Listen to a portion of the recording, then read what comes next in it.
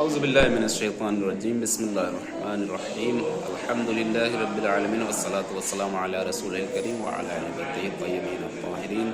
ولعنۃ اللہ علی اعدائہم اجمعین اما بعد فقد قال اللہ تبارک و تعالی فی القرآن الحکیم وهو اصدق الصادقین وقول الحق بسم اللہ الرحمن الرحیم یا ایہا الذین آمنوا کتب علیکم الصیام کما کتب علی الذین من قبلکم لعلکم تتقون۔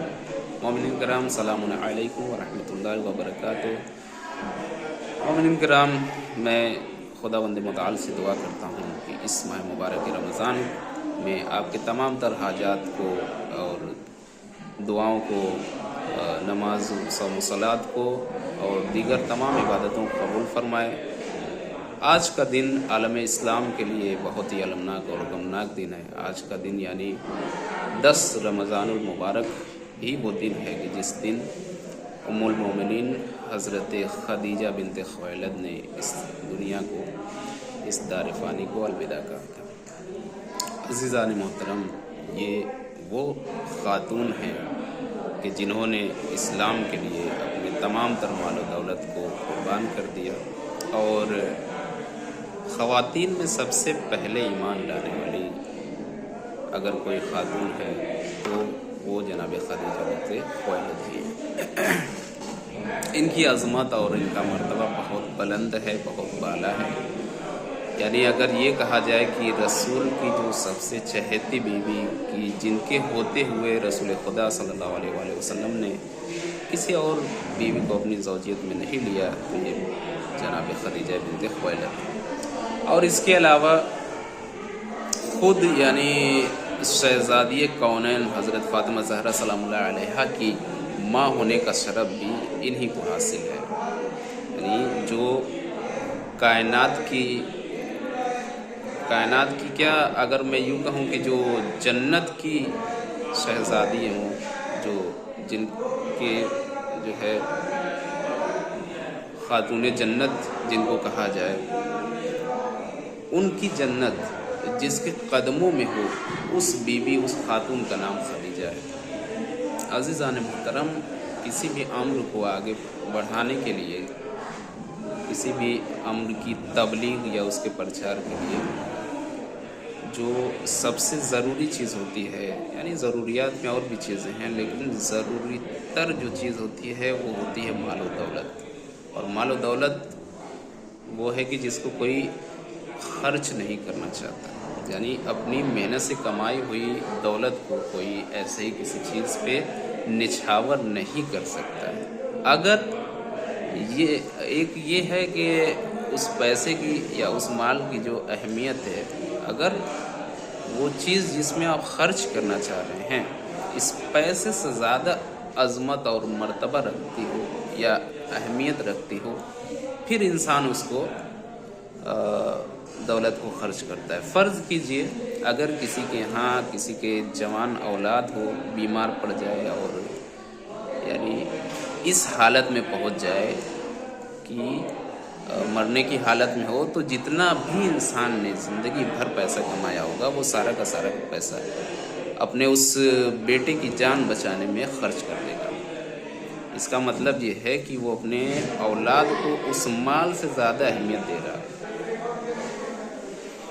اگر کوئی، یہ تو ایک ادنا سی مثال میں نے بس بات کو آپ کے ذہن قریب کرنے کے لیے دی ہے۔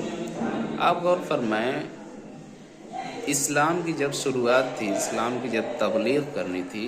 تو اس کے کیا اسلام کے لیے، اسلام کی تبلیغ کے لیے، اسلام کے پرچار کے لیے دولت کی ضرورت نہیں تھی؟ ضرور بالکل تھی۔ یہ پیسہ کہاں سے آئی، یہ دولت کہاں سے آئی؟ وہ صرف اور صرف یہ بیوی جناب حضرت خدیجہ بنت خویلد ہی ہیں کہ جنہوں نے اپنی تمام تر دولت کو اسلام کے نام پر قربان اور نچھاور کر دیا۔ عزیزان محترم، اس سے ہمیں اندازہ لگتا ہے کہ یہ دین جو ہمارا ہے وہ کتنی اہمیت کا حامل ہے، اور کتنی محنت اور مشقت سے ہم تک یہ دین پہنچا ہے۔ ہمارا بھی فریضہ ہے کہ اس دین کے لیے زیادہ سے زیادہ کوشش کریں، یعنی جس قدر ہم سے ممکن ہو سکے، جہاں تک امکان ہو، اور جس فیلڈ میں ہمارا امکان ہو ہم کوشش کریں کہ اس کو آگے بڑھائیں، اور ہمارے جو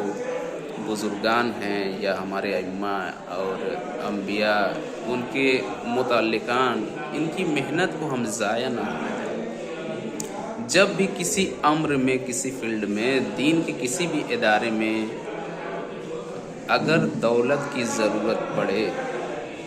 یا کسی بھی چیز کی، مال کی، جان کی، تو ہم حاضر ہیں۔ عزیزان محترم، میں پرسنلی خود اپنی طرف سے کہہ رہا ہوں کہ اس وقت مدرسہ حسینیہ کی بلڈنگ جو آپ کے سامنے آپ دیکھ رہے ہیں تیار ہو رہی ہے، تقریباً 4 لاکھ سے زیادہ کی قرض دار ہے ایک بلڈنگ، اس کو پیسہ لگ چکا ہے، اور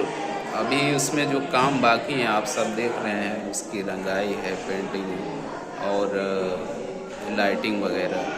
اس کے لیے پیسے کی ضرورت ہے۔ تو ہم بھی آج کے دن یہ بی بی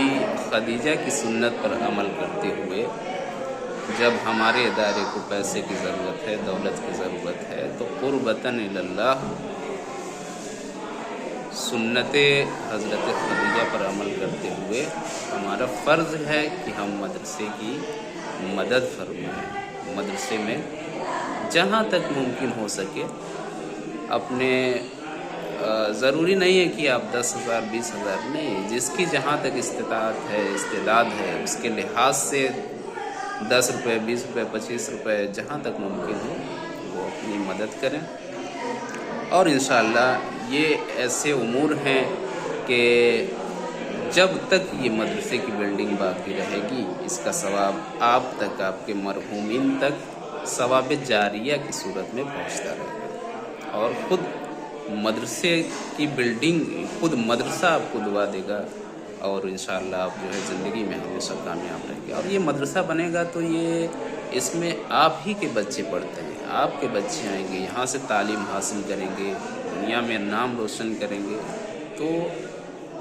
یہ ایک طرح سے آپ کا خود کا مدرسہ ہے۔ یہ میں خود اپنی پرسنلی اپنی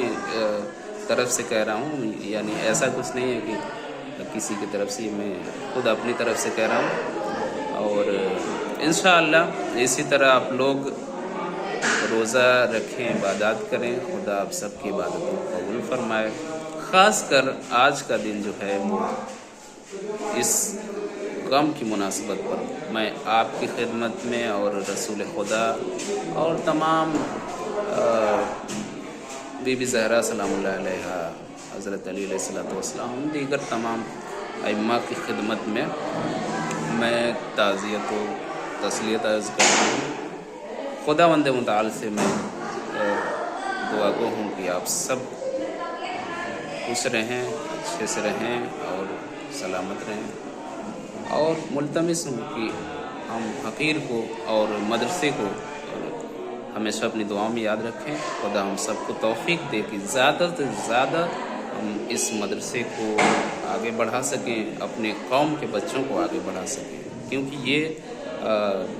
کچھ ایسی چیزیں ہوتی ہیں کہ بغیر کسی مطلب، کسی غرض کی جاتی ہیں، یا مطلب بھی اگر ہے ہمارا تو وہ صرف اور صرف یہی ہے کہ مدرسے اس بستی کے، ہماری قوم کے جو بچے ہیں وہ زیادہ سے زیادہ پڑھیں، قابل بنیں، اور ہمارے گاؤں کا، خود کا، اپنے والدین کا نام روشن کریں، وہ خود پڑھ لکھ کے قابل بنیں۔ رسول خدا صلی اللہ علیہ وآلہ وسلم نے فرمایا ہے